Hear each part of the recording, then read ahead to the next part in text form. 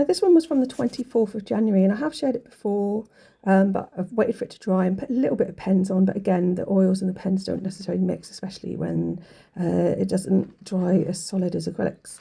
And this was in response to Plympton Castle, which, according to the internet that I'm looking at, was probably built by Baldwin de Redvers, the son of Richard de Redvers, who was Earl of Devon in the reign of Henry I. A Motte and Bailey castle, and a 14th century drawing shows a roofed roundstone tower 30 feet high, and the moat in Henry VIII's time was stocked with carp. It was the site of two sieges, 1136, when Baldwin rebelled against King Stephen, and in 1224, when Fawkes de Brute, who had married a Redvers widow, rebelled against Henry III.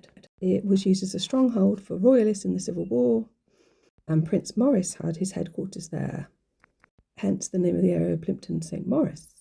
This is my image horizontal because I feel like it probably looks better this way around, and I can see like a grumpy looking male face with something protruding, I guess, just above the nose, where that protrusion is quite leafy. It also looks like there's a little green cat sat on the top on the right hand side.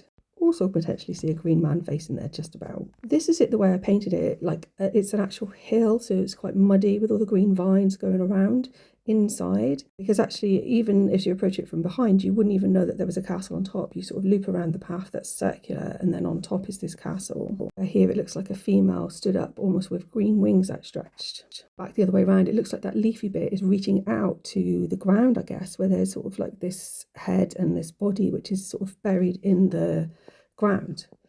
So that's just a close-up of the face again, which I do really like, even though the chin, the lip looks like it's protruding, like it's really sad. There's also another face up there in the top in yellow, just next to that cat. Thanks for listening.